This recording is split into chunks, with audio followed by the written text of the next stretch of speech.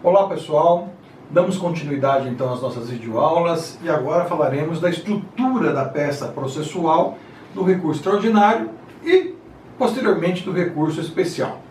No recurso extraordinário, primeiramente, temos que ter em mente então como identificar a peça processual. Como identificar a peça processual? Como vocês vão, na análise, dentro daquilo que já passamos anteriormente para vocês em sala de aula, e falamos da necessidade da sua tranquilidade, da sua primeira leitura, do enunciado apresentado pelo examinador, mas ali vocês terão, evidentemente, esta noção, essa ideia, quando o examinador, então, apresentará a peça para vocês e como vocês vão conseguir identificar a peça prático-profissional. A identificação da peça prático-profissional, ela vai justamente exigir a você o conhecimento daquilo que nós falamos na aula anterior. Qual é esse conhecimento? Causa decidida em única ou última instância. Houve exaurimento. Foi proferido um acórdão pelo Tribunal de Justiça ou Tribunal Regional Federal ou uma decisão monocrática de mérito, nos termos do artigo 932, 4 e 5 do Código de Processo Civil. Então, você vai ter que analisar isso, se houve uma decisão monocrática de mérito ou se houve um acórdão, certo?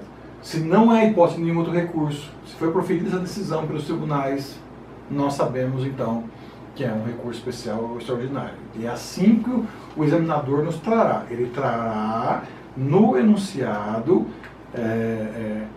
expressamente, que foi proferida uma decisão monocrática de mérito, nos termos do artigo 932, 4 ou 5, ou um acórdão pelo tribunal, e não é o caso de embargos de declaração. Você sabe, então, que vai ter que interpor um recurso especial ou extraordinário. No caso específico do recurso extraordinário, quando a questão ventilada, e é isso que você vai ter que atentar para o pré-questionamento, porque o examinador vai trazer o pré-questionamento, ele vai trazer a questão constitucional para que você possa, então, contrastar aquele acórdão, aquela decisão com o recurso extraordinário, ok? Feito isso, você vai identificar a sua peça, obedecendo aquilo que falamos na videoaula anterior e também agora. E é claro, como falei para vocês, primeiro item, e aqui vai ensejar dentro da estrutura da sua peça processual, uma folha de interposição ou de rosto e uma folha de razões.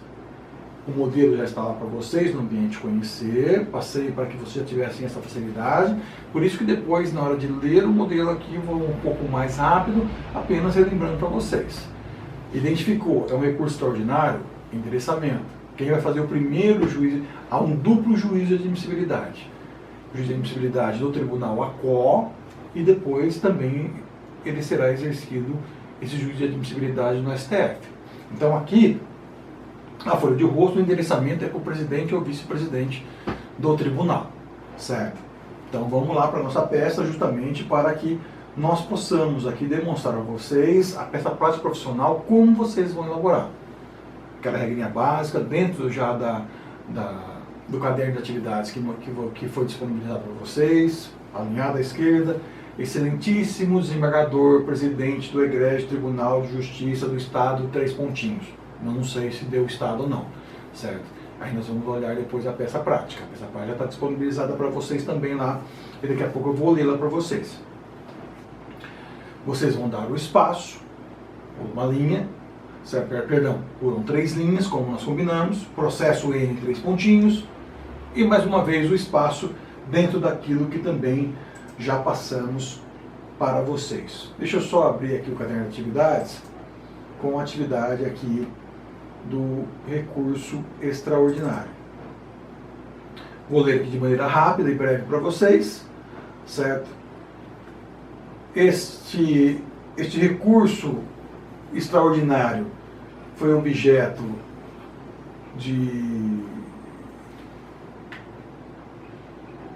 do 8º exame de ordem unificado na prova de Direito Constitucional em 2012. Daí a necessidade de vocês atentarem para a legislação no novo CPC.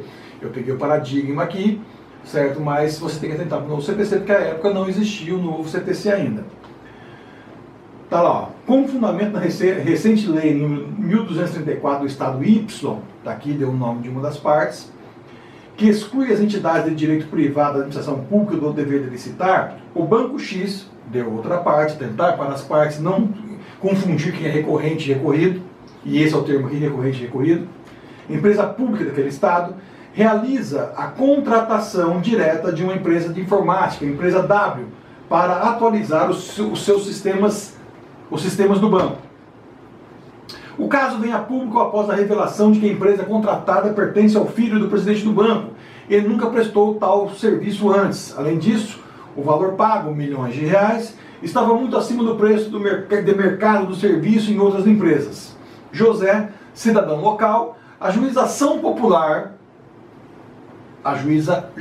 ajuização popular, em face do presidente do Banco X e da empresa W, perante o juiz da primeira instância da capital do Estado Y, em que pleiteia a declaração de invalidade do ato de contratação e o pagamento das perdas e danos com fundamento de violação ao artigo 1º, parágrafo único da Lei 8666/1993, norma geral sobre licitação e contratos e diversos princípios constitucionais.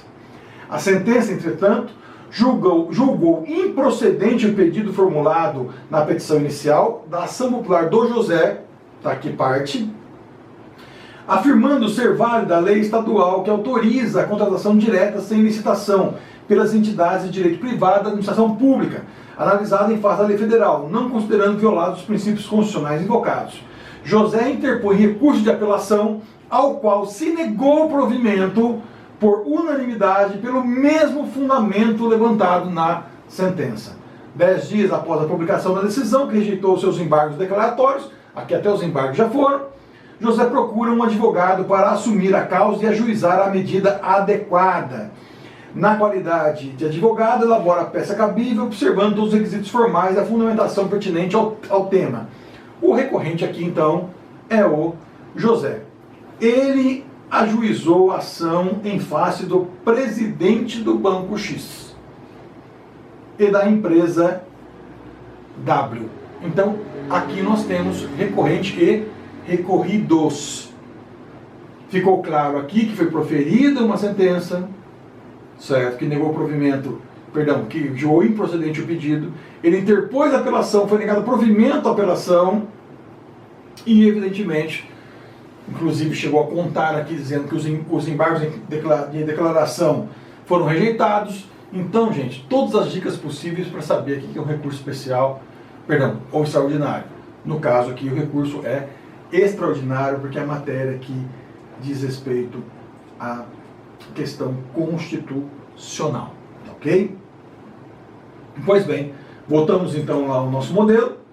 Excelentíssimo desembargador, presidente ou vice-presidente do Egresso Tribunal de Justiça do Estado, 3 pontinhos, ou do Tribunal Regional Federal de 3 pontinhos região.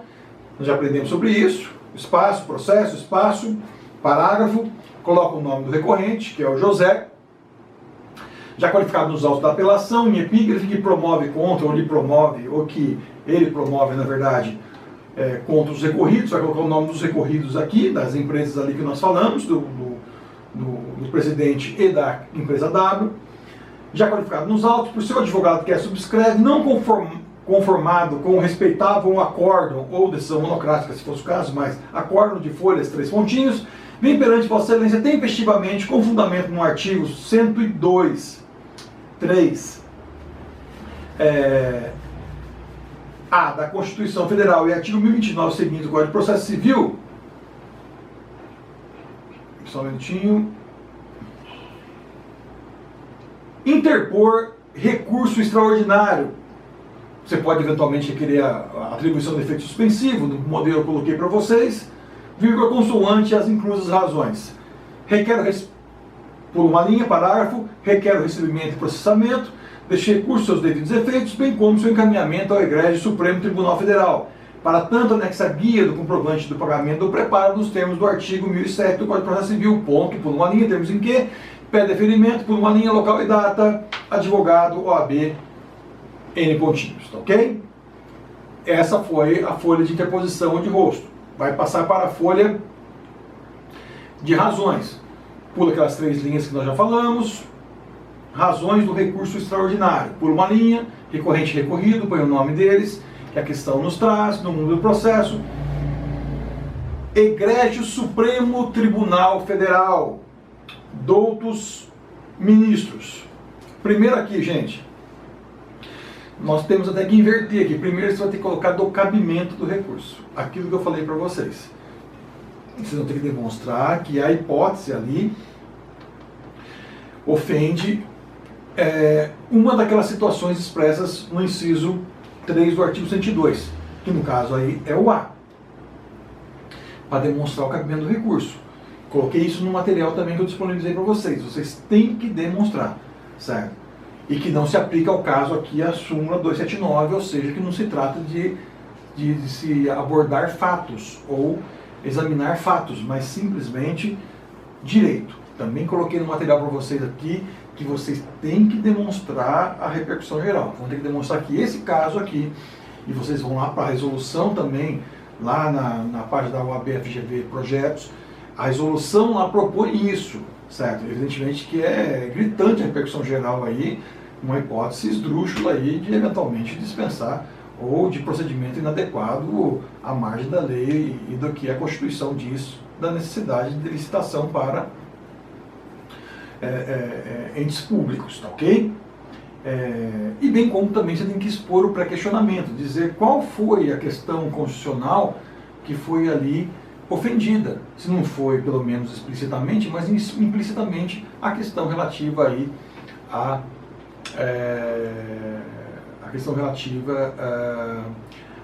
licitação, ao dever de licitação pelo poder público, tá ok? Vamos trazer a síntese do processado, como eu falei para vocês, no segundo tópico, né, narrar todos os fatos, desde a propositura da demanda, né, e deixar bem claro qual é o dispositivo da Constituição que está sendo contrariado. No mérito, você vai trazer a narrativa das questões jurídicas, né, assim como determina o artigo 1029, inciso 1 do CPC, e demonstrar o erro de julgamento pelo tribunal e do juízo ACO também, de forma a demonstrar a contrariedade ao dispositivo constitucional. Bem como também você vai verificar na hipótese se há algum precedente ou não, é difícil às vezes, mas para você, se porventura houver um precedente que seja favorável, você faz adesão. Se for desfavorável, você tem que apresentar a distinção, ou chamado distinguishing, justamente para demonstrar isso, ok? E por último, dentro aqui da sua fundamentação, as razões do pedido de reforma ou invalidação. Você tem que trazer aqui o porquê que essa decisão não pode prevalecer. Aí você vai trazer os argumentos, né, demonstrando a violação ao texto constitucional, né, demonstrar o vício e o defeito e por que evidentemente precisa ser reformada a decisão. Tá? E aí o inciso 5, tá aí o modelo pronto para vocês, já mandei, tá lá com, perdão, inciso 5 não, o item 5, conclusões ou pedidos, nós temos ali dentro daquele boneco que nós já estabelecemos para vocês anteriormente. Mas em linhas gerais é isso. Mais uma vez digo que estou à disposição de vocês pelos nossos grupos de WhatsApp, podem me contatar durante o dia, as dúvidas que forem surgindo estão passando e mais tarde eu respondo, mas o caso está aqui, o enunciado está aqui no caderno de atividades e o nosso boneco aqui, o nosso esqueleto, para você elaborar sua peça prática profissional e cumprir sua tarefa no prazo estabelecido lá no Ambiente Conhecer, já está tudo muito bem delineado, muito bem tranquilo, ok? Belezinha? Agradeço mais uma vez a atenção de todos, fiquem com Deus.